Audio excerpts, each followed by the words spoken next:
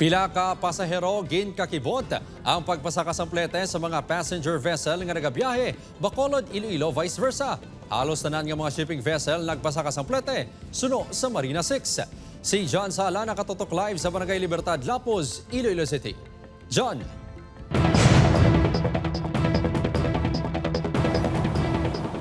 Kim, apisar nga nag-anunsyo si PBBM nga ipaiway anay ang pagpasaka sang plete sa mga pampubliko nga transportasyon. Suno sa Marina 6, legal ang pagpasaka sang plete sa mga shipping company santo sa Republic Act 9295.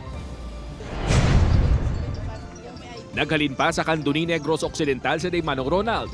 Masami ini nga nagapakatubalik sa Iloilo para sa iya palangitanan. Bangod breadwinner, masami nga naka-budget ang kwarta. Ganit na kunong epekto sang pagsaka sang plete sa mga shipping vessel. Kita nga pigado, tiyo lagin mo mapate nanta sang ilang kung anong demand nila sa pamasahe.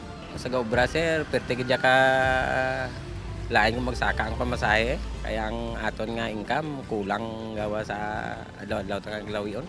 Agud makakinot, ginapili isang iban nga diri sa Roro Port sa Dumangas magbiyahe halin kag pakadto sa Bacolod. Sabay lo nga mag-fast craft sa Iloilo City. Apang bangod sa nagapadayon nga mega oil price hike halin sa 100 pesos nga regular nga pamasahe sang isa ka shipping line, yara na ini sa 140 pesos. Halin sa 50 pesos naman nga plete sa mga bata, nagsaka na ini sa 70 pesos. Kung sang una 75 pesos ang discounted fare sa mga estudyante, 105 pesos na subong.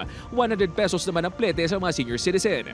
Ginkatingalahan ini ni Pearl bangod sa iya pagkabalo, nagpagwa sang statement si Presidente Ferdinand Marcos Jr. nga wala sang sakaplete sa mga pampubliko nga transportasyon.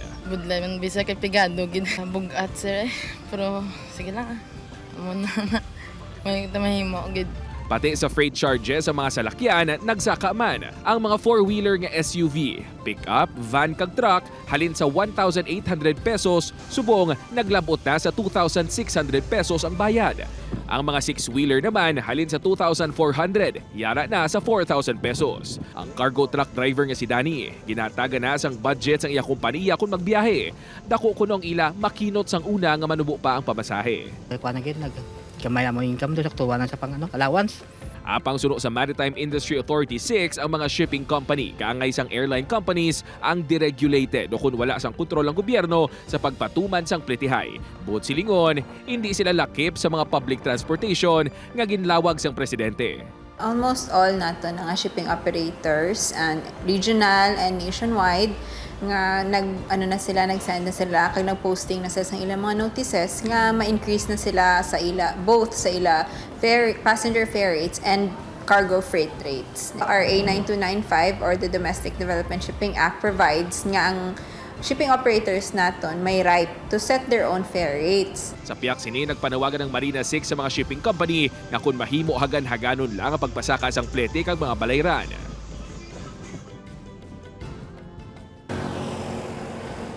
Kim, suno sa Marina ginatun-an nila ang pagpanubo o kung pagkakas ang pila ka mga fees nga ginabaydan sa mga shipping company bilang bulig man sa ila sa padayon nga pagsaka sa presyo sang gatong. Kim? Madamong nga salamat, John Sala.